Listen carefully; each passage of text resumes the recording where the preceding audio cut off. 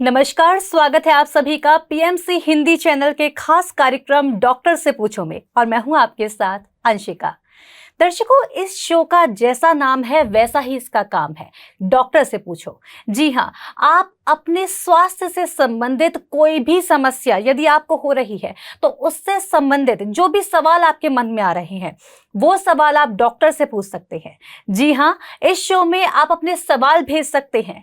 आपको मैं बता दूं कि शो पर स्क्रीन पर अभी आपको व्हाट्सएप नंबर शो हो रहा होगा जिस पर आप अपने सवाल भेज सकते हैं और उन सभी सवालों के जवाब हम आपको देते हैं अगले शुक्रवार को यानी Q&A सेशन में। और सोमवार को हमारा एक नया टॉपिक रहता है जिस पर हम डॉक्टर साहब से चर्चा करते हैं।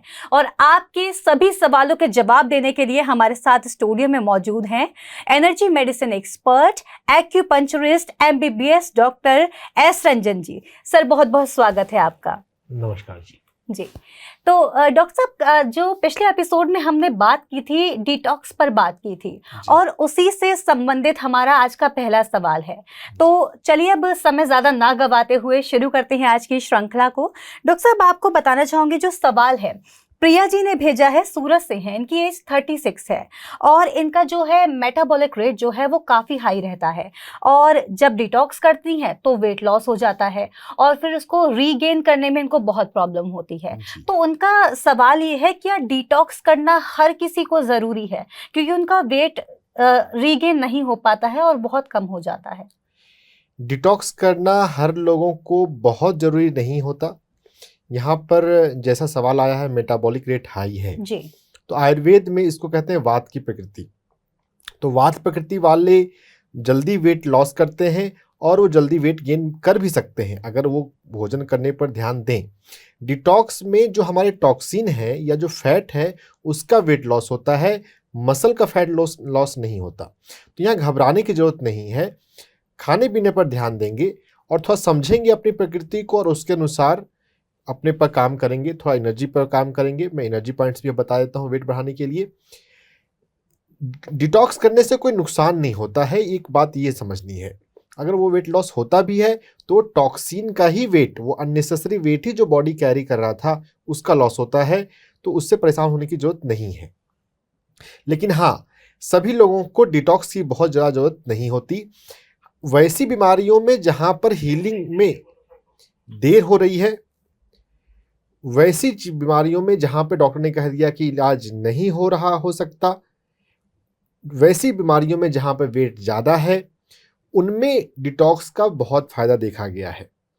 अगर आपके डॉक्टर ने कह दिया कि ये बीमारी तो लंबी चलेगी, इसका इलाज नहीं होए, हमारे पास इलाज नहीं है, गोली खाते रहोगे तो काम चलता रहेगा, वैसी बीमारियों का हीलिंग डिटॉक्स से बहुत अच्छा होता है।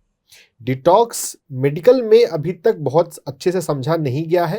वैसे जो रिसर्च हो रहे हैं तो बहुत तरह की बात सामने आ रही हैं, लेकिन मेन स्ट्रीम मेडिकल प्रैक्टिस में जब मैंने MBBS किया, उसमें जो 3rd ईयर में PSM सब्जेक्ट होता है, प्रिवेंटिव सोशल मेडिसिन, और उसके अंदर हमें न्यूट्रिशन पढ़ना होता है, तो वहाँ पे फास्टिंग का जिक्र था भी नहीं। ये अभी पिछले 2 डिकेड में यह बात मेडिकल को पता चली है। कुछ रिसर्चर ने जब ढूंढा है, ऑटोफाजी पर काम हुआ, तो पता चला ये तो बहुत फ़ायदेमंद है। कल्चर में हमारे है, लेकिन हम अपने कल्चर की चीज़ों को प्रैक्टिस बहुत कम करते हैं। तो डिटॉक्स अब पॉपुलर हो रहा है, ये अच्छी बात है, लेकिन यहाँ पे यह समझना है कि सभी लोगों को डिटॉक्स की बहुत ज़्यादा ज़रूरत नहीं है। आपको अगर आपका वेट लॉस हो जाता है, मेटाबॉलिक रेट आप कह रहे हैं हाई है, तो इसको ना हम यहाँ पे सिंपैथेटिक सिस्टम और पारासिम्पैथेटिक नर्वस सिस्टम के रिस्पॉन्स में समझें। हमारे पास ब्रेन और स्पाइनल कॉर्ड में 2 तरह की नाड़ी कोशिकाएं हैं, नर्व कोशिकाएं। सिंपैथेटिक नर्वस सिस्टम आपका ओवर एक्टिव है, आप कह रहे हैं मेटाबॉलिक रेट आपका हाई रहता है। तो ये हाई क्यों रहता है? हम मन के तल पर जो से ज़्यादा सोच रहे हैं, आपको रिलैक्सेशन की ज़रूरत है।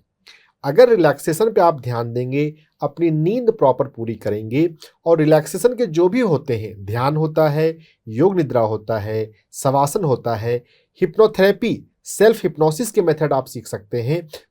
रिलैक्स करने के लिए बहुत सारे साधन हैं। तो जब हम रिलैक्सेशन पर ध्यान देंगे तो मेटाबॉलिक रेट नॉर्मल हो जाएगा। अपना पल्स रेट आप चेक करेंगे, वो पल्स रेट 70 से 80 के बीच में आप रखने की कोशिश करें।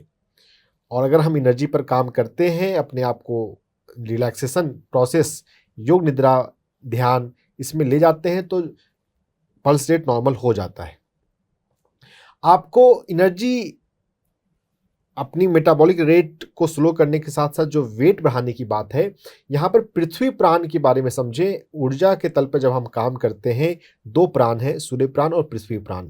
वेट कम है यानी कि पृथ्वी प्राण कम है शरीर में, पृथ्वी प्राण को हम बढ़ाएं तो 2 एक्यूप्रेशर पॉइंट मैं आपको यहाँ पर बताता हूँ जो वेट बढ़ाने के लिए बहुत अच्छे माने जाते हैं। एक हाथ में है PC4, पेरिकार्डियम 4, हमारे एल्बो से, कोहनी से 4 अंगुल के डिस्टेंस पे है। PC4 है और उससे 1 अंगुल आगे PC3.5 है। दोनों ही बहुत अच्छे पॉइंट हैं, उन दोनों का हम मसाज किया करें अपने थंब से। आप इसे 2 मिनट के लिए आप दबाएंगे, छोड़ेंगे। दिन में 3 से 5 बार आपको PC4, पेरिकार्डियम 4 एक्यूप्रेशर पॉइंट का मसाज करना है। इससे शरीर में पृथ्वी प्राण बढ़ता है, आपका वेट बढ़ना शुरू हो जाएगा। साथ में आपको पैर में K6 और SP4, K6 ज़्यादा महत्वपूर्ण है, किडनी 6 उस पर काम करना है। लेकिन किडनी 6 पॉइंट में आपको साइड का ध्यान रखना है। महिलाओं के लिए, यंग महिला के लिए दाहिने पैर में K6 किया जाएगा, तब वो वेट को बढ़ाएगा। अगर वेट बढ़ाने के लिए हम किडनी का पॉइंट कर रहे हैं, किडनी के पॉइंट्स में हमें साइड का ध्यान रखना चाहिए।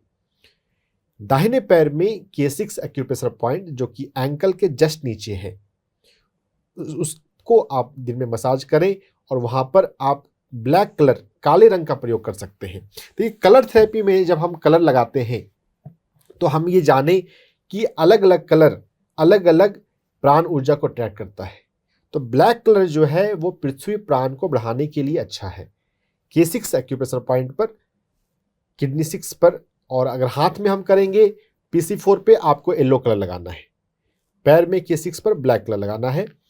मसाज करें, कलर लगाएं, पृथ्वी के संपर्क में अधिक आएँ। पृथ्वी प्राण है तो पृथ्वी के संपर्क में रहेंगे, प्रकृति के संपर्क में रहेंगे तो पृथ्वी प्राण अच्छा रहेगा। वेट बहुत आसानी से नॉर्मल हो जाता है। डिटॉक्स कभी कभी आप करना चाहें तो कर सकते हैं। डिटॉक्स से जो हमारा हेल्दी वेट है, जो हमारा मसल का वेट है, वो कम नहीं होता। लेकिन डिटॉक्स आपके लिए वात प्रकृति वाले के लिए बहुत ज़्यादा जरूरी नहीं है। काफ़ी सारे जो व्यूअर्स हैं हमारे, उनका भी ये सवाल होगा जो कि अंडरवेट हैं या फिर उनका वेट बहुत कम है, या फिर कह सकते हैं जिनको डिटॉक्स को लेकर एक कह सकते हैं कि मिथ बना हुआ है जिससे कि वेट कम होता है। तो उसका आपने बहुत अच्छा क्लेरिफिकेशन दिया, बहुत बहुत धन्यवाद इसके लिए। आशा करती हूँ प्रिया कि आपको आपके सवाल का जवाब मिल गया होगा। डॉक्टर साहब, अगले सवाल की ओर बढ़ते हैं, लेकिन अगले सवाल की ओर बढ़ने से पहले मैं अपने व्यूअर्स को बोलना चाहूँगी कि जब भी आप कोई भी सवाल हमें भेजते हैं तो थोड़ा धैर्य रखने की आवश्यकता होती है, क्योंकि जब भी आप कोई सवाल भेजते हैं उसका जो जवाब होता है वो डॉक्टर साहब के द्वारा आपको हमारे Q&A सेशन में दिया जाता है, जो कि हर शुक्रवार को होता है। तो जब भी आप सवाल भेजें तो थोड़ा धैर्य बनाकर रखें। डॉक्टर साहब, इसी के साथ अगले सवाल की ओर आगे बढ़ती हूँ।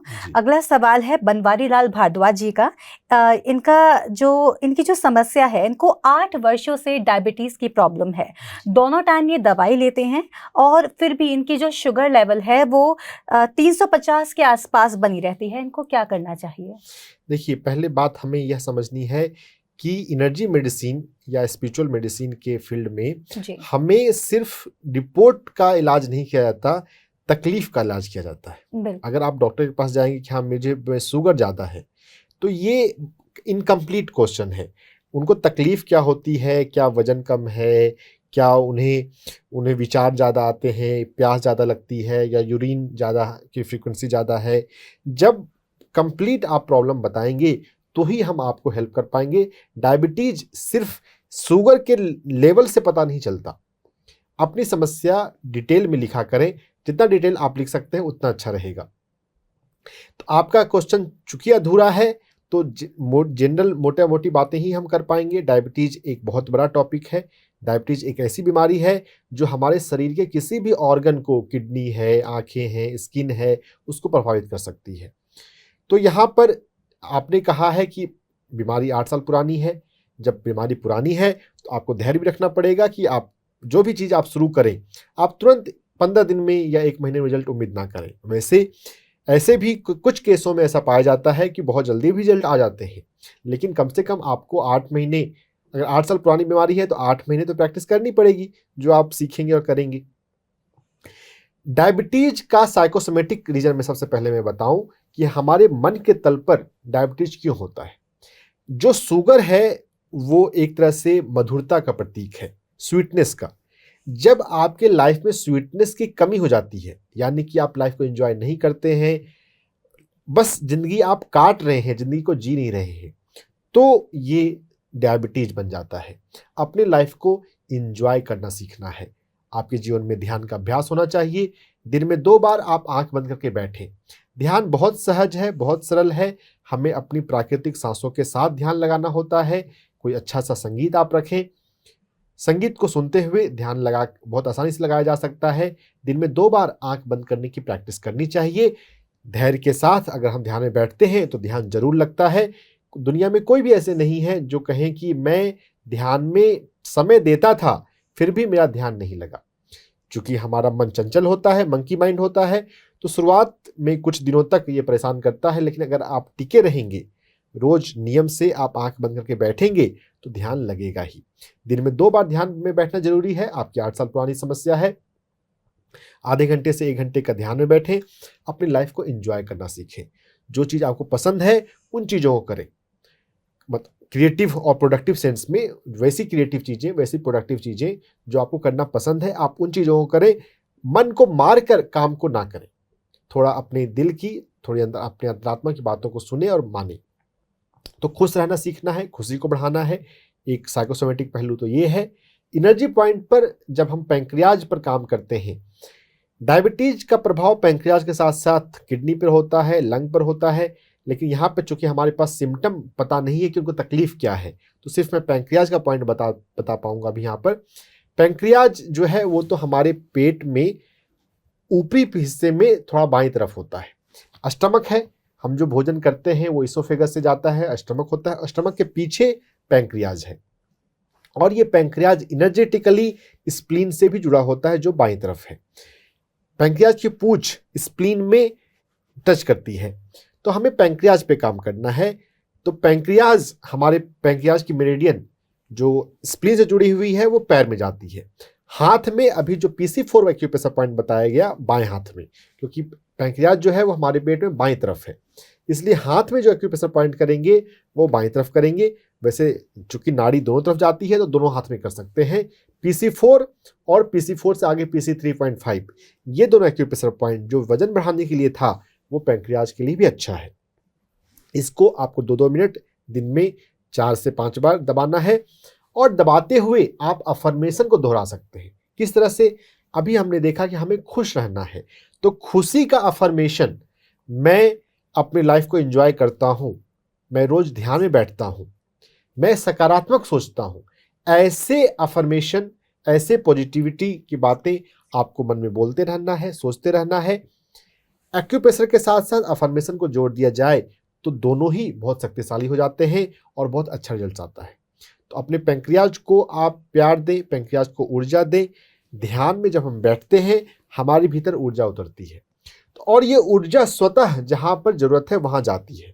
आप ध्यान से बाहर आने के बाद अपने पैंक्रियाज पर अगर हाथ रखेंगे, यहाँ पर डायबिटीज है तो पैंक्रियाज एग्जाम्पल है, कोई भी रोग हो जो कंसर्न ऑर्गन है उस पर हाथ रखेंगे तो वो एक्टिव होगा, क्योंकि आपकी एनर्जी उधर बहनी शुरू होगी। जहां भी हमारा अटेंशन होता है उधर हमारी एनर्जी जाती है। Where attention goes energy flows. तो अगर हमें इस बात की जानकारी है तो हम अपनी एनर्जी को उधर डायरेक्शन दें। ध्यान के बाद लास्ट में अपने पैंक्रियाज पे हाथ रखें 2 मिनट के लिए, 5 मिनट के लिए, जब आप आंखें खोल चुके हैं।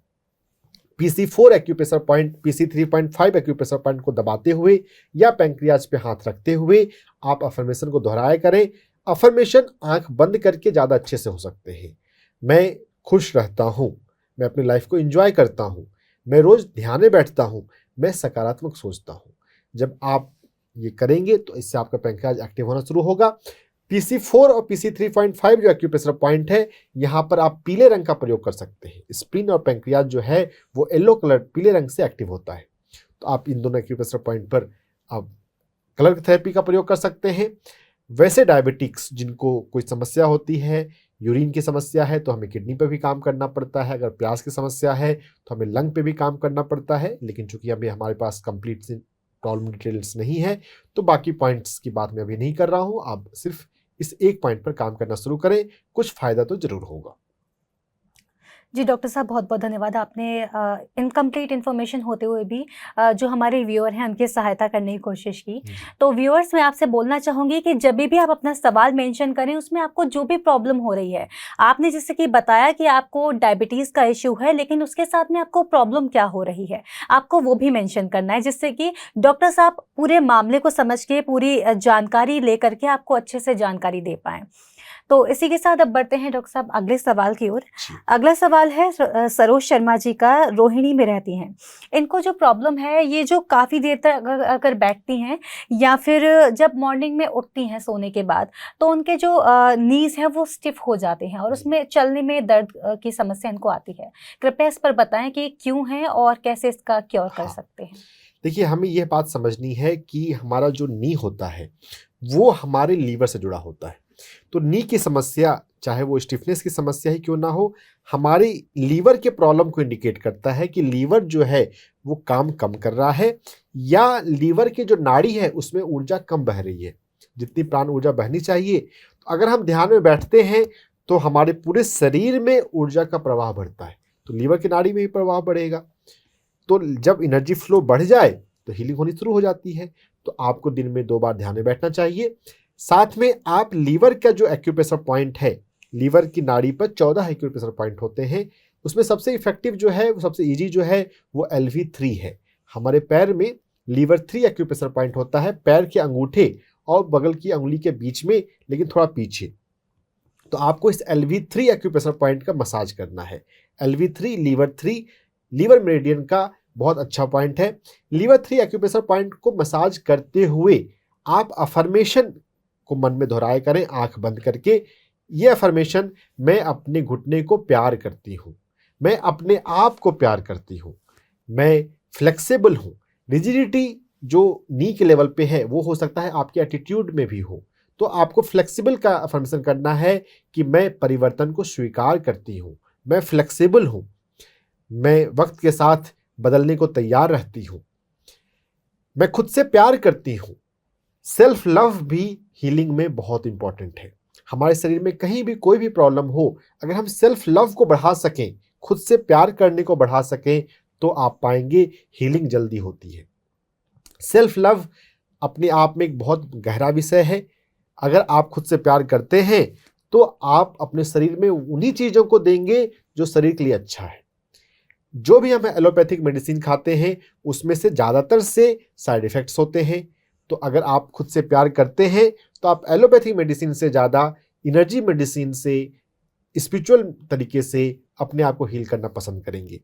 तो आपको खुद से प्यार करना सीखना है, ध्यान से, एक्यूप्रेशर से, अफर्मेशन से खुद को हील करना है।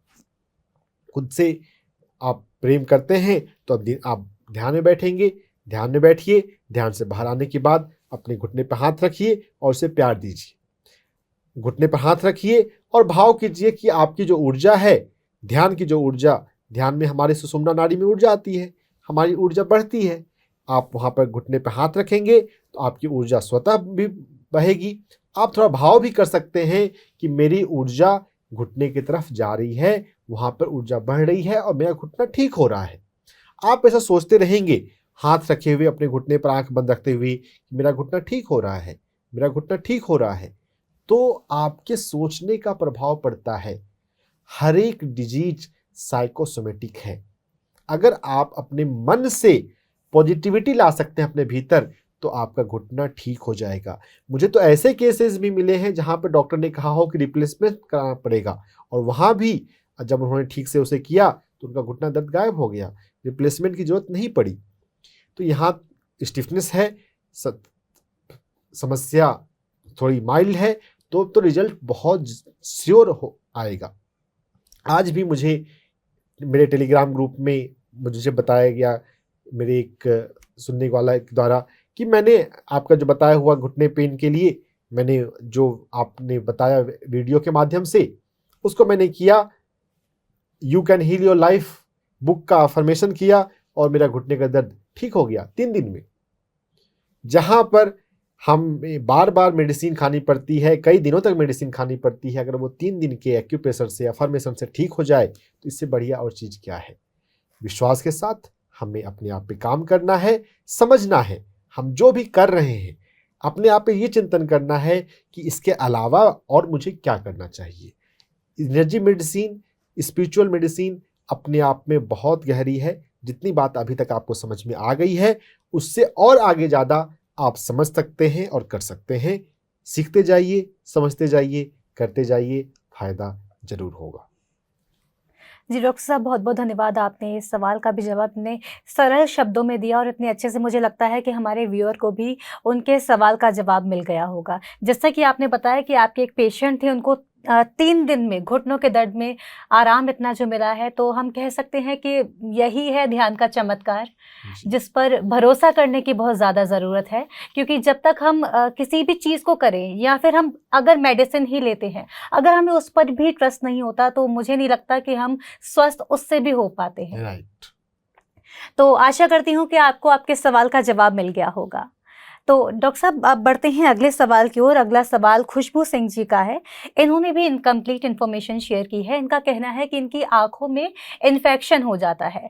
तो खुशबू जी, आपसे जानना चाहूँगी, सबसे पहले तो आपको किस तरह का इन्फेक्शन है, आपको ये भी बताना चाहिए था कि आंखों में रेडनेस हो रही है, पानी आ रहा है, या क्या प्रॉब्लम है। जी। तो डॉक्टर साहब, इसमें ये 2-3 जो मेन समस्या होती हैं, आप प्लीज़ इस पर थोड़ा सा व्याख्यान दीजिए, जिससे कि हो सकता है कि इनमें से कोई कॉमन समस्या उनकी हो और उनको इसका समाधान मिल जाए। राइट।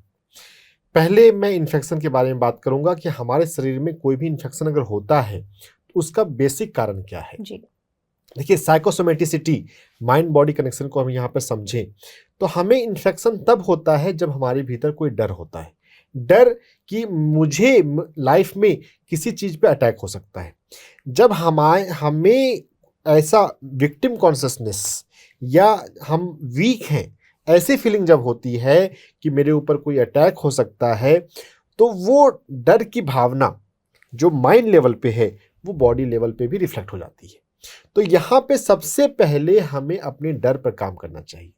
अब देखिए, इंटेंसिटी अगर इन्फेक्शन की ज़्यादा है, इन्फेक्शन को हमें कम करना है, तो हम एनर्जी पॉइंट पर काम करते हैं। एनर्जी रिलेटिवली जल्दी रिजल्ट ले आती है, लेकिन एनर्जी के साथ साथ माइंड बॉडी कनेक्शन पे काम करना है कि हम डर के जड़ को ख़त्म कर सकें। डर का जड़ जो है, अगर हम थोड़ा सा और आगे बढ़ें स्पिरिचुअलिटी की तरफ, तो डर तभी होता है जब हम अपने आप को नहीं जानते, जब हम अपनी दिव्यता को, अपनी शक्ति को नहीं पहचानते। मेडिटेशन, ध्यान का उद्देश्य है कि हम स्वयं को जानें। हम ये जानें कि हम शरीर से अधिक ऊर्जा हैं और ऊर्जा से अधिक चेतना है। अगर चेतना के तल पे अगर हम जाग जाते हैं, चेतना का अगर बोध हो जाता है, आत्मा के लेवल पे हमें अनुभूति थोड़ी शुरू भी हो जाती है, तो हमारे भीतर कोई डर नहीं बचता। डर को जीतने का सबसे आसान, सबसे सरल उपाय ध्यान में बैठना है और अपनी थिंकिंग में थोड़ा ये चेंज लाना है कि आप डिवाइन बीइंग हैं, आप दिव्य आत्मा हैं। तो आपको किससे डरने की जरूरत है? आपको कोई नुकसान नहीं पहुंचा सकता। जो दिव्यता है, दिव्यता को कोई क्षति नहीं पहुंचा सकता। आप अपने आप को शरीर मानते हैं, शरीर का को क्षति हो सकती है, डिविनिटी को कभी कोई लॉस नहीं हो सकता। आप तो डिवाइन बीइंग हैं, दिव्य चेतना है। तो ध्यान से अपनी दिव्य चेतना से जुड़े। दिव्य चेतना को जो मेडिटेशन में कभी आप सुनने होते होंगे, आपको अनुभूति होती होगी, शांति का एहसास होता होगा या आनंद का बोध होता होगा। शांति, आनंद के अपने अनुभव को अधिक आप अपने जीवन में याद रखा करें। मेडिटेशन में शांति और आनंद के एहसास के साथ आप दिव्यता से जितना जुड़ते जाएंगे, डर स्वतः खत्म होते जाएंगे। डर का जब पूरी तरह से उन्मूलन हो जाए, तभी हम इन्फेक्शन से, ना सिर्फ आई का इन्फेक्शन, हमारी बॉडी में कोई भी इन्फेक्शन नहीं हो सकता अगर हमारे भीतर डर ना बचे तो। हम कोरोना का एग्जाम्पल ले सकते हैं। कोविड आया, जिनके जीवन में डर था वो ज्यादा बीमार पड़े। मैंने देखा अपने मेडिटेशन के सर्कल में, अपने जानने वाले सर्कल में जो नहीं डर रहे थे, उनको या तो इन्फेक्शन नहीं हुए, या हुआ तो उनको ज़्यादा सीवियर नहीं रहा, वो जल्दी रिकवर कर गए। तो हमें इस बात को समझना है कि डर को हमें जीतना है, डर को ख़त्म करना है, और ध्यान से होगा, और अपनी दिव्यता को पहचानने से, दिव्यता को जीने से होगा। और एक्यूप्रेशर पॉइंट पर मैं अब आता हूँ। आई इन्फेक्शन के केस में हम एक्यूप्रेशर पॉइंट को कैसे लें समझें। तो हमें समझना है यहाँ पर 2 एक्यूप्रेशर पॉइंट। हमारे इंडेक्स फिंगर में LI1 एक्यूप्रेशर पॉइंट होता है, लार्ज इंटेस्टाइन 1। इन्फेक्शन के केस में हम LI मेरिडियन पे काम करते हैं। तो 3 एक्यूप्रेशर पॉइंट आपको एक ही नाड़ी का लेना है। पहला पॉइंट है हमारे इंडेक्स फिंगर पे LI1। हम किसी भी फिंगर, यांग मेरिडियन के किसी भी फिंगर पे कर सकते हैं, अंगूठे पे भी ऐसा ही कर सकते हैं, इंडेक्स फिंगर पे ज़्यादा अच्छा है। LI1 को हम सिडेट करें, तो गर्मी के मौसम में सिडेट करने के लिए बर्फ़ एक बहुत अच्छा तरीका है। बर्फ़ को आप यहाँ पर 2 मिनट, 3 मिनट, 5 मिनट के लिए रखें। बाद में उसे एयर ड्राई करने के बाद, मतलब जब वो स्वतः सूखे, तो थोड़ा सा वेट करें। बाद में आप यहाँ पर ब्लैक कलर, काले रंग का प्रयोग करें LI1 पर, और LI1 के साथ साथ LI3 और LI4 पर। हमें इन 3 एक्यूप्रेशर पॉइंट को सेडेट करना है। यहाँ पर जो यांग ची है, इन्फेक्शन जो है वो एनर्जी के लैंग्वेज में यांग का एक्सेस है, सूर्य प्राण की अधिकता है। तो हम जब बर्फ़ लगाते हैं, या बाद में जब गीलापन ख़त्म हो जाए, जब वो सूख जाए, फिर हम ब्लैक कलर लगाते हैं, तो ये यांग को कम करता है, तो इन्फेक्शन को वो ख़त्म कर देगा। इन्फेक्शन जो है वो ख़त्म होने में अगर आपको लग रहा है ज़्यादा समय लगे, तो आप एक हाथ के साथ साथ आप दोनों हाथों में कर सकते हैं। जैसा आपने इंडेक्स फिंगर में नाखून के पास किया LI1 पे, वैसा ही आप अंगूठे के नाखून के किनारे भी दोनों तरफ कर सकते हैं। वो दूसरा पॉइंट हो जाता है, वो GB20 होता है, बियोल GB20। लेकिन जैसा इंडेक्स फिंगर में नाखून के किनारे है, और अगर आपको समझ में नहीं आए तो आप पूरा बड़े हिस्से को भी काला रंग कर देने से कोई नुकसान नहीं है। अगर आपको डाउट आ रहा है तो आप ज़्यादा बड़े हिस्से को ब्लैक कलर कर लें। इंडेक्स फिंगर के साथ साथ हम रिंग फिंगर पे भी कर सकते हैं अगर इन्फेक्शन ज़्यादा हो तो। जनरली दोनों हाथ में इंडेक्स फिंगर पे कर लेंगे, इसी से इन्फेक्शन कंट्रोल हो जाएगा। लेकिन अगर इंटेंसिटी ज़्यादा हो तो इंडेक्स फिंगर पे भी, रिंग फिंगर, इंडेक्स फिंगर के साथ साथ रिंग फिंगर पे भी हम इस तरह से ब्लैक कलर कर सकते हैं। ये यांग मेरिडियन जिस अंगुली में आती है, उस पर इन्फेक्शन को कंट्रोल करने के लिए उसको सिलेक्ट करना है। इंडेक्स फिंगर, अंगूठे की बगल वाली उंगली, ये सबसे मुख्य उंगली है, लेकिन हम अंगूठे का प्रयोग और रिंग फिंगर का प्रयोग भी कर सकते हैं।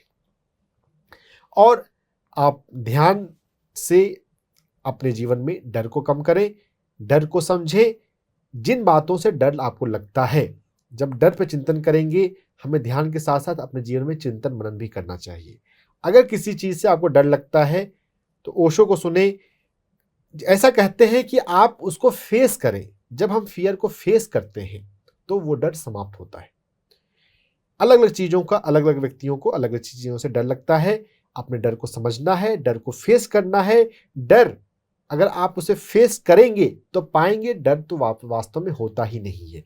जैसे अंधेरा नहीं होता, प्रकाश का अभाव अंधेरा है, अंधेरा कहीं नहीं होता। तो हमें अपनी दिव्यता को हम नहीं जानते हैं, वही डर है। अगर दिव्यता को जानते हैं, समझते हैं, जीते हैं, तो बहुत आसानी से हम डर को अपने जीवन से जीत सकते हैं। डर के आगे जीत है, सुना होगा, डर को जीत ले। आई इन्फेक्शन क्या, हर इन्फेक्शन से आप अपने आप को बचा सकते हैं। अगर कोविड का वेव भी अगर कोई आएगा, आपको कोविड नहीं छुएगा। वैसे नहीं आए तो अच्छा है, लेकिन तैयारी करके रखें। आए भी तो भी घबराने की जरूरत नहीं है। डर को जीत लें। इन्फेक्शन का एंटीडोट फियर को जीतना है, अपनी दिव्यता को पहचानना है। बहुत बहुत धन्यवाद डॉक्टर साहब इस सवाल के भी जवाब देने के लिए। हालांकि इन्फॉर्मेशन इनकम्प्लीट थी, लेकिन फिर भी आपने जो सवाल का जो जवाब दिया है, मुझे लगता है कि खुशबू जी को उनके सवाल का जवाब मिल गया होगा। व्यूअर्स, मैं एक बार फिर आपको बता देती हूँ कि जब भी आप अपना सवाल भेजें तो उसमें पूरी डिटेल्स मेंशन करें। चाहे वो आपका सवाल आपकी किसी भी बीमारी से रिलेटेड हो, उस बीमारी में आपको क्या समस्या हो रही है ये भी आप मेंशन करें। एक बार मैं पूरा फॉर्मेट आपको बता देती हूँ। फॉर्मेट आपका रहता है, जब भी आप सवाल भेजें सबसे पहले आप अपना नाम मेंशन करें, आपकी उम्र मेंशन करें, और उसके बाद जो जहाँ से आप हैं, जहाँ से आप बिलोंग करते हैं, आपका शहर, वो मेंशन करें। उसके बाद अपनी जो समस्या है, जो बीमारी है, उसको मेंशन करें। और यदि एक से ज़्यादा आपको बीमारियां हैं तो उनको सीक्वेंस वाइज मेंशन करें। जो सबसे पुरानी बीमारी है उसको सबसे पहले, और उसके बाद में जो बीमारी लगी हैं उनको इस क्रम में मेंशन करें, जिससे कि आपकी समस्याओं के समाधान करने के लिए हम और अच्छी तरह से चिंतन कर पाएँ और आपके सवालों का जवाब और अच्छे से दे पाएँ। तो डॉक्टर साहब, अब बढ़ते हैं अगले सवाल की ओर। अगला सवाल है राजेश जी का। ये इनका कहना है कि ये मेडिटेशन कर रहे हैं 1 साल से और इनका वजन कम हो गया है, तो इस पर क्या व्याख्यान देंगे? मेडिटेशन से वजन कम नहीं होता, ये इनको कुछ दूसरी चीजें हो रही होंगी जी। और उनको इन्होंने मेडिटेशन से जोड़ लिया है। मेडिटेशन से तो हमारा शरीर स्वस्थ होता है, जी। हम ऊर्जावान महसूस करते हैं, जो भी गड़बड़ है वो बैलेंस की ओर आता है। तो मेडिटेशन से तो वेट लॉस नहीं होता, लेकिन हाँ, कभी कभी अगर कुछ हम नया जीवन में कर रहे हो और कुछ हो तो हम उसको उसी से जोड़ लेते हैं। बिल्कुल। तो यहाँ पर उनको अपने स्वास्थ्य के लिए ज़्यादा समझने की ज़रूरत है। अगर वो किसी अच्छे डॉक्टर को दिखा सकें तो अल्ट्रासाउंड खासकर यहाँ पर अच्छा रहेगा कि उनके पेट में सभी इंटरनल ऑर्गन तो ठीक ठाक चल रहे हैं ना। किडनी की कमी हो, किडनी का या किसी और दूसरे ऑर्गन का कुछ एब्नॉर्मलिटी हो सकती है। मेडिटेशन का वेट लॉस से कोई कनेक्शन नहीं है। लेकिन हाँ, अगर वेट लॉस अगर है, अगर अभी आपने अपनी कोई टेस्ट नहीं कराया है और इन जनरल अगर आप समझना चाहते हैं कि एनर्जी पॉइंट से हम अपने कैसे वेट को बढ़ाएं, तो जब तक आपको कोई विशेष प्रॉब्लम अगर नहीं है, अगर कोई छोटी मोटी प्रॉब्लम होती है तो बहुत बार हम इग्नोर कर देते हैं। उसको इग्नोर नहीं करें, आप प्रॉपर चेकअप कराएं ताकि पता चल सके कोई इंटरनल किसी ऑर्गन के पर कोई गड़बड़ी नहीं आई है। कोई गड़बड़ी हो सकता है आई हो, तभी वेट कम हुआ है। हमारे पास 5 मुख्य ऑर्गन हैं: liver, heart, spleen, pancreas, lung और किडनी।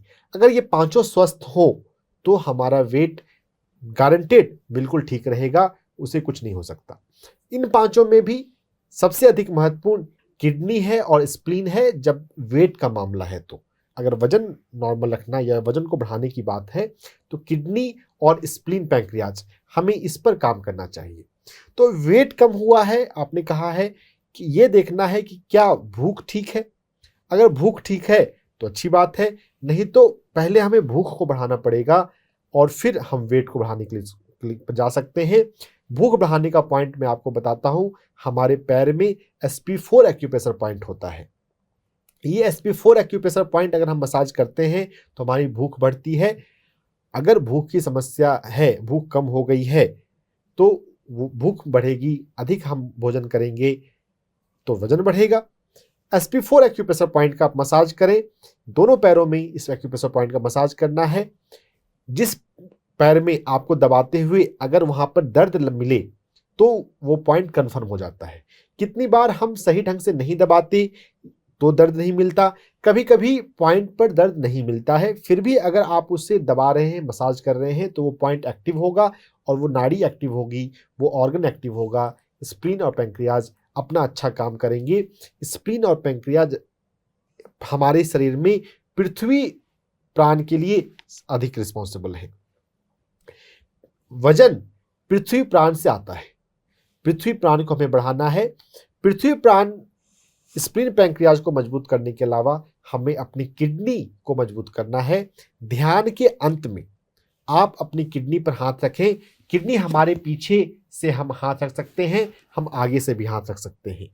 किडनी का आप लोकेशन थोड़ा समझ लें और वहां पर अपनी किडनी को हाथ रखकर अपनी किडनी को और अपने स्प्लीन, पैंक्रियाज को आप ऊर्जा दें, ये भावना दें कि मेरा किडनी, मेरा स्प्लीन पूरी तरह से स्वस्थ है, पूरी तरह से डिवाइन रिदम में है, अपने परफेक्ट रिदम में है।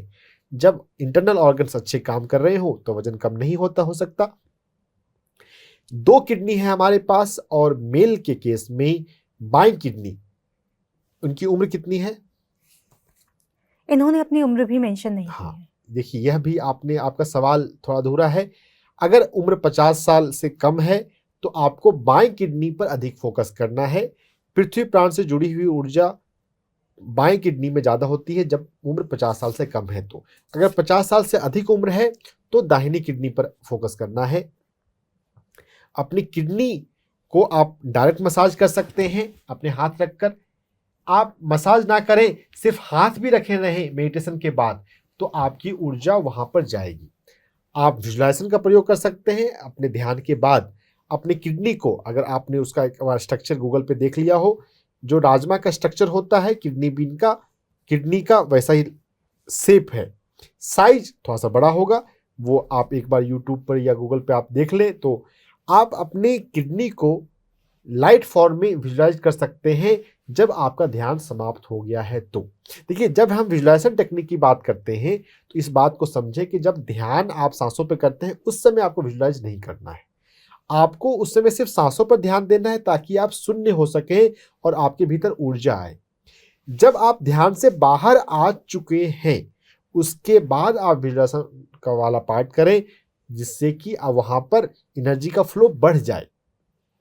जब सांसों पर ध्यान दे रहे हैं तो उससे जनरल एनर्जी का फ्लो बढ़ेगा, और जब हम पार्टिकुलर ऑर्गन पर अटेंशन देंगे हाथ रखकर या कल्पना के माध्यम से, विजुलाइजेशन के माध्यम से, तो वहां पर ऊर्जा बढ़ेगी। दोनों का अंतर समझना है, प्रोसेस को मिक्स मत करें। सांस पर ध्यान जब देना है तो उसमें सिर्फ श्वास पर ध्यान देना है, और जब विजुलाइजेशन करना है वो बाद का पार्ट है। 5 मिनट के लिए आप विजुलाइजेशन कर लें, वो काफ़ी है। ज़्यादा समय हमें श्वास को महसूस करते हुए बिताना चाहिए। अपनी किडनी को स्वस्थ बनाएं, स्प्लीन पैंक्रियास को स्वस्थ बनाएं। हमारे पैर में किडनी का एक्यूप्रेशर पॉइंट K6 है। अभी हमने K6 एक्यूप्रेशर पॉइंट देखा था, एक महिला की समस्या थी। पुरुष में भी K6 एक्यूप्रेशर पॉइंट ही होगा, बस साइड का ध्यान रखना पड़ेगा कि लेफ्ट में करें कि राइट में करें। पैर में एंकल के नीचे ये K6 एक्यूप्रेशर पॉइंट है, इसको प्यार से दबाएं। ये बोन के ऊपर होता है तो यहाँ पे आपको दर्द नहीं मिलेगा, लेकिन फिर भी आपको दबाना चाहिए और काले रंग का, ब्लैक कलर का प्रयोग करना चाहिए। रंग जो है वो लगभग 6 घंटे के लिए आप लगाकर वहां पे छोड़ दें तो वो K6 एक्यूप्रेशर पॉइंट को एक्टिव करता रहेगा। 50 साल से उम्र कम है तो आपको बाईं किडनी, बाईं K6 पर काम करना है। अगर 50 साल से उम्र अधिक है तो दाहिने पैर की K6 एक्यूप्रेशर पॉइंट पर काम करना है। साइड का ध्यान रखेंगे तो ही आपको प्रॉपर फायदा मिलेगा। यह बात किडनी के एक्यूप्रेशर पॉइंट में महत्वपूर्ण है, इसलिए अपनी उम्र जरूर लिखा करें।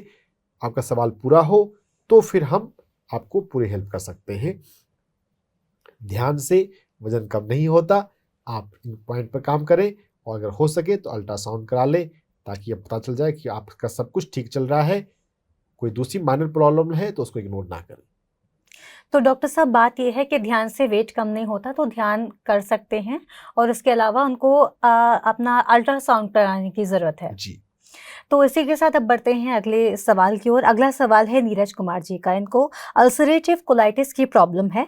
इनको एक दिन में 8 से 10 बार फ्रेश होने जाना पड़ता है, और स्टूल में इनको ब्लड की भी प्रॉब्लम है। इनकी जो बीमारी है 8 साल पुरानी है। जब इन्होंने डॉक्टर से कंसल्ट किया तो उन्होंने आंत में जो इंटेस्टाइन है, बड़ी इंटेस्टाइन, उसमें जख्म बताए हैं। कृपया इस पर थोड़ा समाधान दें। अल्सरेटिव कोलाइटिस एक कॉमन कंडीशन है और बहुत लोग परेशान होते हैं जी। और इसका एक्यूप्रेशर में बहुत अच्छे रिजल्ट्स मिले हैं मुझे। अल्सरेटिव कोलाइटिस जैसा नाम से स्पष्ट है, बड़ी आंत में जब भी कभी किसी भी बीमारी के नाम में लास्ट में आइटिस आता है, ये इंडिकेट करता है इन्फ्लामेशन को, कि जो भी ऑर्गन है वहाँ पे सूजन हो रही है, वहाँ पे घाव बन रहा है। तो ये कोलॉन की बात है, कोलाइटिस है। कोलॉन बड़ी आंत को कहते हैं। तो बड़ी आंत में इन्फ्लामेशन है, जख्म है, कोलोनोस्कोपी से भी पता चली है। तो यहाँ पे बड़ी आंत के एक्यूप्रेशर पॉइंट, एलाई मेरिडियन के एक्यूप्रेशर पॉइंट पर हम काम करेंगे। एलाई के LI10, LI4, इनको हम सिडेट करेंगे। एलाई मेरिडियन बहुत उपयोगी होता है, अभी भी हमने देखा था आंखों के इन्फेक्शन के लिए हम LI1, LI3, LI4 पर हमने बर्फ लगाया था और ब्लैक कलर लगाया था। अभी हम LI4 पर तो ब्लैक कलर लगाएंगे ही। LI4 से ज़्यादा जरूरी यहाँ पर LI10 और LI11 है, जो कि हमारी कुहनी पे होता है। दोनों हाथों में आपको LI10 acupressure point, LI11 acupressure point, LI4 acupressure point, इस पर बर्फ लगाना है। बर्फ से इसे सेडेट करना है। आप किसी कपड़े में बर्फ को रखें और रुमाल में, और उससे वहाँ पर आप 2 मिनट से 5 मिनट वहाँ पर बर्फ को रखे रहें। तो ये LI4 सेडेट होगा, ये LI10 सेडेट होगा। तो इससे आपके यांग एनर्जी का, आपका जो जख्म है वो इंटरनली ठीक होना शुरू होगा। LI11, LI10, LI4 को सेडेट करने के साथ साथ ये यांग ची को, इन्फ्लामेशन को कम करने के लिए है। लेकिन साथ ही साथ हमें पृथ्वी प्राण को मजबूत करना है कि जख्म हो क्यों रहा है। ये यहाँ पे तो एक रोल हमारे माइंड के स्ट्रेस का भी है। आप अपने जीवन में स्ट्रेस को पहचानें और स्ट्रेस पर काम करें। स्ट्रेस ही सबसे बड़ा कारण होता है इन्फ्लामेशन का। हमारे शरीर में कहीं भी अगर सूजन है, कहीं भी घाव है, तो बहुत जगह पर कारण जो होता है हमारे मन का तनाव होता है। वो मन का तनाव जो माइंड के लेवल पे है, वो जब बढ़ता है तो वो हमारे फिजिकल लेवल पे आ जाता है। तो मन के तनाव को कम करने के लिए योग निद्रा आप जरूर करें। दिन में आपको 2 बार योग निद्रा करना चाहिए। यूट्यूब पर मेरी आवाज़ में योग निद्रा आपको मिल जाएगा, और भी बहुत सारे योगा टीचर की आवाज़ में योग निद्रा है। आप किन्हीं का भी योग निद्रा कर सकते हैं, लेकिन दिन में 2 बार आपके लिए योग निद्रा करना जरूरी है, क्योंकि आपके जीवन में तनाव अधिक है, तभी ये कंडीशन हो रही है। योग निद्रा के अभ्यास के साथ साथ ध्यान का अभ्यास में भी आपको बैठना चाहिए। लेकिन ध्यान का अभ्यास जो है वो ज़्यादा अवेयरनेस का प्रैक्टिस है। रिलैक्सेशन जो है वो अधिक योग निद्रा में होती है। तो योग निद्रा के साथ आपको ध्यान करना है, एक ही टाइम पे मत करें। दिन में एक बार कभी योग निद्रा कर लें और एक बार कभी ध्यान में बैठ लें। अगर आप नहीं बैठ पा रहे हो, आपको तकलीफ ज़्यादा है, तो आप सिर्फ 2 बार योग निद्रा कुछ दिनों के लिए करके, जब आपकी कंडीशन अच्छी हो जाए, फिर आप एक बार योग निद्रा और एक बार ध्यान का अभ्यास को अपनाएं। आपको 1 महीने से 3 महीने तक योग निद्रा करना चाहिए। आपको जब फायदा हो जाए, जब आपका बॉवेल, स्टूल जाना वो नॉर्मल हो जाए, फिर भी आपको योग निद्रा करना चाहिए, क्योंकि बीमारी लौट कर नहीं आए। ऐसे भी मैंने बहुत सारे केस देखे हैं, जब उनकी समस्या में उनको फायदा हो जाता है, वो ठीक हो जाते हैं, लेकिन जब अभ्यास उनको बताया गया उसे वो छोड़ देते हैं और फिर समस्या लौट आती है। अल्सरेटिव कोलाइटिस के केस में ऐसा होता है। तो आपको अपना ध्यान लंबे समय के लिए रखना है। ये मिस्टेक चूंकि लोग करते हैं, इसलिए मैं आपको बता रहा हूँ, आपको ध्यान अपना रखना होगा।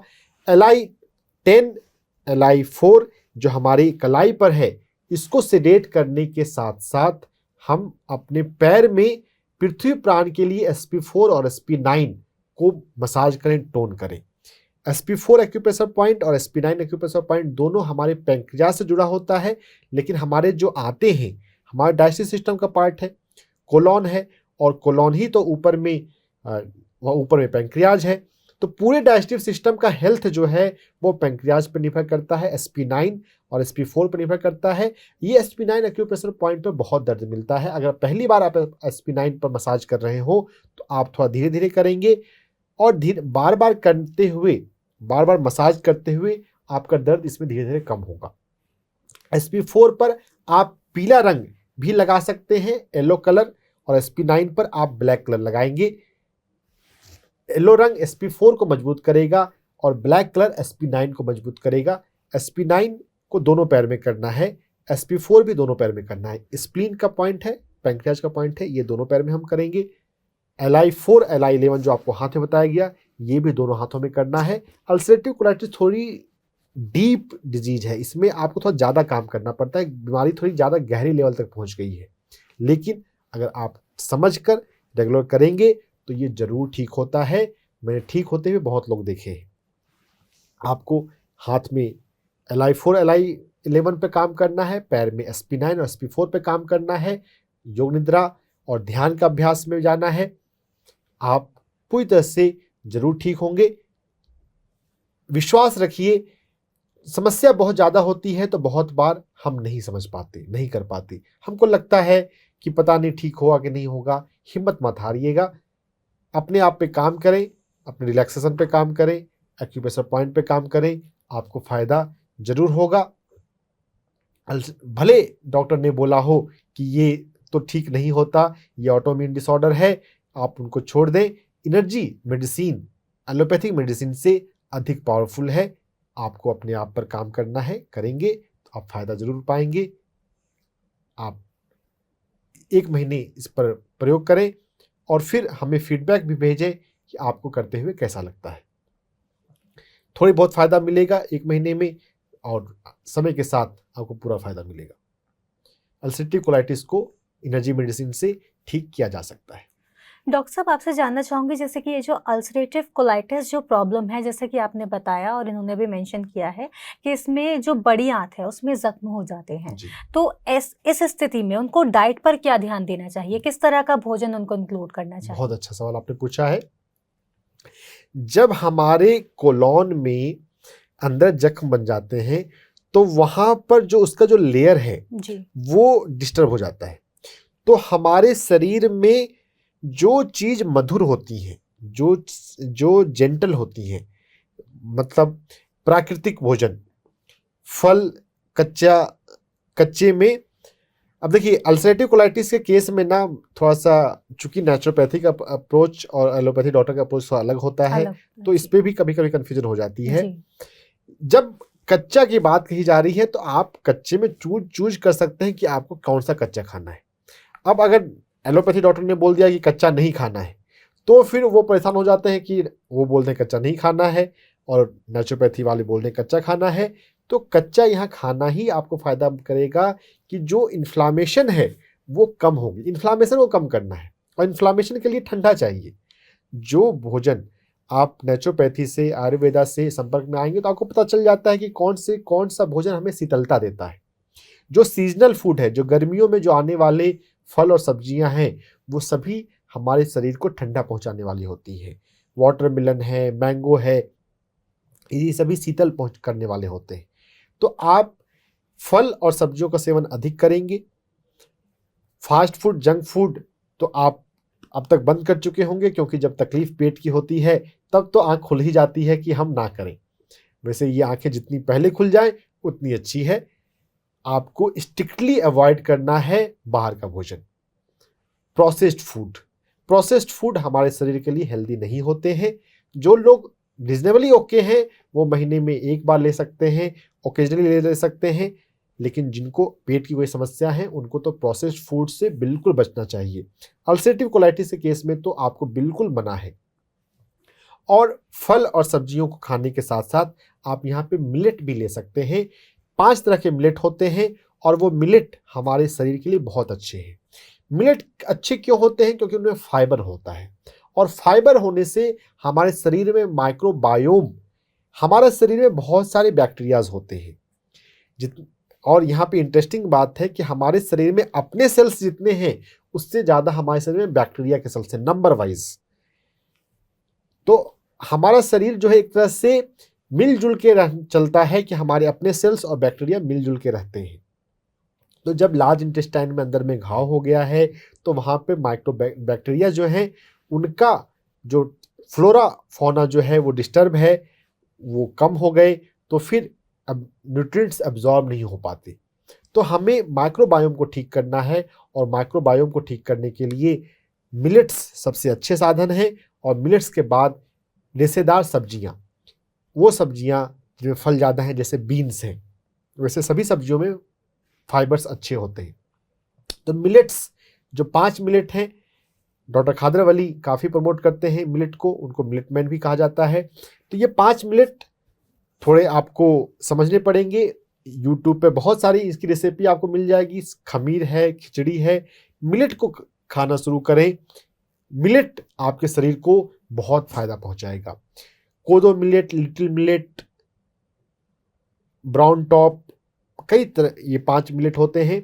इन 5 मिलेट्स को आप ट्राई करें अलग अलग को, जो आपको सूट करे, जिसका टेस्ट आपको पसंद आए उनको आप ज़्यादा प्रायोरिटी से ले सकते हैं। मिलेट्स को आपस में मिक्स करके लेने की जरूरत नहीं है। इन 5 में से कोई एक मिलेट आप पहले लें, 3 दिन, 4 दिन, 5 दिन, और उसके बाद फिर आप चेंज करके उसका व्यंजन लें। मिलेट से हर तरह के व्यंजन बनते हैं। ऐसी सोच नहीं रखनी है कि रोटी खानी है मिलेट खाना पड़ेगा। मिलेट की भी रोटी बनती है, मिलेट से भी चावल बनता है, मिलेट से भी खिचड़ी बनती है और बहुत टेस्टी बनती है। बस हमें थोड़ी सी अपनी आदतों में बदलाव लाना पड़ेगा। खमीर सबसे अच्छा है। समर के टाइम में फर्मेंटेशन थोड़ा सा कम देर का रखना होता है, विंटर में फर्मेंटेशन ज़्यादा इजी होता है, लेकिन आप खमीर लेंगे तो वो सबसे अधिक फायदा करता है मिलेट के मामले में। तो आप मिलेट लें, मिलेट के खमीर लें, मिलेट की खिचड़ी लें, वो आसान है बनाना और लेना। रोटी भी ले सकते हैं, बस थोड़ा सा प्रोपोर्शन उसको मिक्स करना पड़ता है। प्योर मिलेट की रोटी थोड़ी हार्ड हो जाती है, तो नॉर्मल व्हीट आप थोड़ा सा मिक्स कर सकते हैं 25% तक, लेकिन रोटी से ज़्यादा खिचड़ी पर या चावल की तरह आप उसको ले सकते हैं। मिलेट का कंजम्पशन शुरू करना है। मिलेट का डाइट आपको बहुत हेल्प करेगा प्रोसेस्ड फूड से बचते हुए। जब हम फाइबर वाला फूड लेंगे तो अल्सरेटिव कोलाइटिस ठीक होना गारंटेड। डॉक्टर साहब, जैसे कि आपने बताया कि हमें फाइबर रिच फूड लेना चाहिए, जी। तो जब फाइबर रिच फूड की बात हो रही है तो आजकल फ्लैक्स सीड्स बहुत ज़्यादा कॉमन है, जिनकी बहुत ज़्यादा सुनने में आता है। हर चीज़ में फ्लैक्स सीड लोग ऐड कर रहे हैं, रागी ऐड कर रहे हैं, तो इनका कितना महत्व है? इनसे क्या फ़ायदा हो सकता है इनको? देखिए, ये सभी तो अच्छे तो है ही। जी। अगर आप हमारे पास उनको बनाने की लेने की सुविधा है तो हमें वो लेना चाहिए, लेकिन थोड़ा सा बारीकियों को ये भी समझना चाहिए कि किसका रोल कहाँ पर है। जी। तो यहाँ पर फाइबर का रोल है। जब हम अल्सरेटिव कोलाइटिस की बात कर रहे हैं या पेट की किसी भी समस्याओं की बात कर रहे हैं तो फाइबर की बात कर रहे हैं, तो वहाँ पर आप ले सकते हैं। रागी भी एक तरह का मिलेट ही है, तो उसमें भी फाइबर अधिक होते हैं, तो वो ले सकते हैं। लेकिन ये जो 5 मिलेट हैं, इनके अंदर जो फाइबर का परसेंटेज है वो रागी से ज़्यादा है। तो लेकिन हाँ, हम टेस्ट बदलने के लिए और अलग से रागी को भी रागी का ही प्रयोग कर सकते हैं। रागी गेहूं से बहुत अधिक स्वास्थ्य लाने वाला है। जो गेहूं है, जो व्हीट है, इसका चलन हमारे अंग्रेजों के ग्रीन रिवॉल्यूशन के बाद ही ज़्यादा हुआ है। हमें अगर हम थोड़े से अपने हिस्ट्री को जाकर देखें तो इतना गेहूं या इतना चावल हम पहले नहीं खाते थे। मोटा अनाज, मक्का है, बाजरा है, रागी है, इनका भी प्रचलन काफ़ी था, लेकिन हमने उनको बिल्कुल अपने डाइट से हटा दिया। हमें वापस से उनको अगर ले आए हम तो हम स्वस्थ रहेंगे। तो सभी चीज़ों का महत्व है, लेकिन किस चीज़ का कहाँ पे महत्व है वो समझना जरूरी है। अल्सरेटिव कोलाइटिस के लिए या पेट की बीमारियों के लिए ये 5 मिलेट सबसे अधिक फायदेमंद है। डॉक्टर साहब, बहुत बहुत धन्यवाद। आपने ये जो इतनी गंभीर समस्या जो इनको लग रही है और उनके लिए है भी, क्योंकि इनको परेशानी बहुत ज़्यादा हो रही है, इसका जो आंसर आपने दिया है इतने अच्छे से आपने समाधान दिया, और इसके साथ ही आपने इनको ये भी बता दिया कि फाइबर जो हमको अपनी जो डाइट में है वो ज़्यादा ऐड करना है, जिससे कि हमारे जो पेट में जो पाचन क्रिया है वो स्मूथली हो सके। इसके साथ ही आपसे ना जूस पर भी मैं चर्चा करना चाहूँगी, क्योंकि जब पेट में ज़ख्म हो रहे हैं तो जूस, जैसे कि मौसमी का लोग प्रेफर करते हैं गर्मियों के टाइम में, तो वो खट्टा होता है। तो नॉर्मली जब हम खट्टा जूस इस तरह से कंज्यूम करेंगे तो क्या वो पेट में कोई ज़्यादा इन्फ्लेमेशन क्रिएट करेगा या कोई परेशानी उससे होगी, या जूस किस तरह से लेना है ये बताइए। यहाँ पे हम बात ये समझें कि अगर हम प्राणा पे जाएं, जी, हर जो भी हम खाने पीने की चीज़ ले रहे हैं, जूस ले रहे हैं, तो उसके कई सारे पहलू हैं। जी। तो जब हम प्राण ऊर्जा पे हम सबसे ज़्यादा फोकस करें, उसमें प्राण ऊर्जा ज़्यादा है, वो फ्रेश है, उसमें प्राण ऊर्जा है, तो वो आपको हेल्प करेगा ही। अब उसकी प्रकृति को हम बदल भी सकते हैं। जैसे हम ब्लेसिंग, अगर हम किसी भी पीने की चीज़ को पीने से पहले 1 मिनट के लिए, 2 मिनट के लिए हम उसको धन्यवाद देते हैं, हम उसको डिवाइन एनर्जी से चार्ज करते हैं। मेडिटेशन में हमारे अंदर ऊर्जा उतरती है। आंख बंद करके थोड़ा सा मेडिटेटिव होते हुए अगर आप ये भाव करें कि मेरे जूस में या पानी में दिव्य ऊर्जा उतर रही है, तो वो डिवाइन एनर्जी से चार्ज हो जाएगा। जब आप जूस को या पानी को चार्ज करके पिएंगे तो वो आपके लिए अधिक फायदेमंद हो जाएगा। जूस को, पानी को अमृत बनाया जा सकता है अगर आप उसको डिवाइन ब्लेसिंग के साथ, डिवाइन भाव के साथ लेते हैं। तो आप किसी भी चीज़ की प्रकृति को बदल सकते हैं। अगर वो उसमें डिवाइन एनर्जी आ गई तो आपके बॉडी को सूट करेगी ही। हाँ, हम थोड़ा बहुत ध्यान रखें, हर तरह का जूस लिया जा सकता है, अगर आप उसे डिविनली चार्ज कर देते हैं तो वो आपकी बॉडी के लिए सुटेबल हो जाता है। सीजनल चीज़ों पर अधिक फोकस करें। अभी जो फल सबसे अधिक मात्रा में आ रहे हैं वो आपके शरीर के लिए सबसे अधिक फायदेमंद हैं। सीजनल, रीजनल, ओरिजिनल, हमें ये फार्मूला अपनाना चाहिए।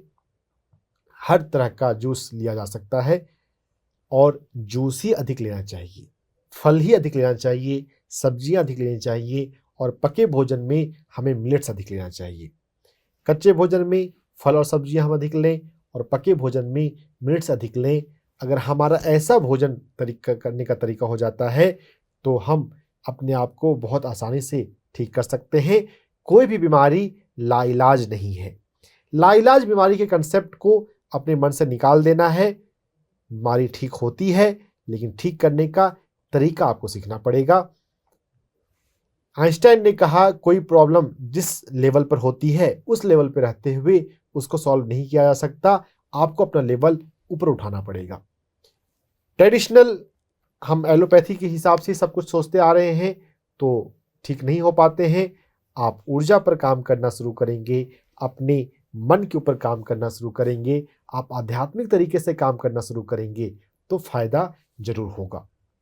अल्सरेटिव कोलाइटिस में पृथ्वी प्राण से जुड़ने का भी प्रयोग फायदेमंद हो सकता है। ध्यान के बाद आप 5 मिनट के लिए 10 मिनट के लिए जमीन पर लेट जाएं और जमीन पर लेटने के बाद बंद आंखें रखते हुए पृथ्वी से जुड़ें, पृथ्वी से प्रार्थना करें, हे पृथ्वी माँ, मेरे शरीर को, मेरी आंतों को ऊर्जावान बना दो। जो पृथ्वी की ऊर्जा होती है वो शीतल ऊर्जा होती है। वो इन एनर्जी मेडिसिन में इन और यांग बोलते हैं, वो इन एनर्जी वाली होती है। वो आप में ठहराव लाती है, वो शीतलता लाती है। जब आप भाव करेंगे, भाव के माध्यम से आप ऊर्जा से जुड़ जाते हैं।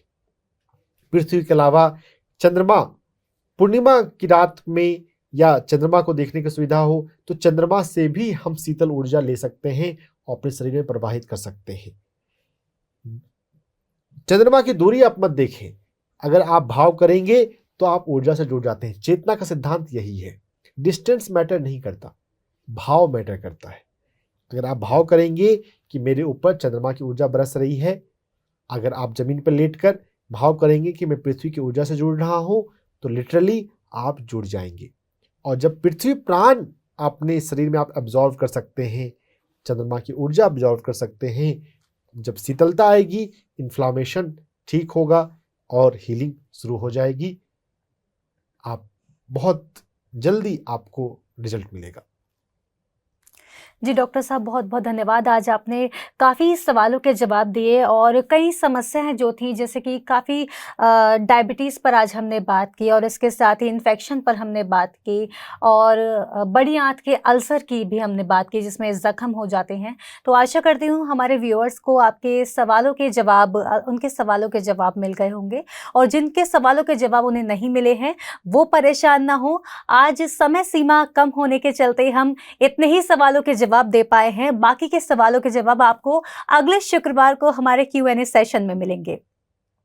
तो जाने से पहले डॉक्टर साहब आपका बहुत बहुत धन्यवाद। आपने अपने कीमती समय में से कुछ समय निकाला और हमारे व्यूअर्स की समस्याओं का समाधान किया, इसके लिए बहुत बहुत धन्यवाद। Thank you. तो जाने से पहले मैं आपको एक बार फिर से फॉर्मेट बता देती हूँ सवाल भेजने का। हमारी स्क्रीन पर अभी आपको व्हाट्सएप नंबर शो हो रहा होगा।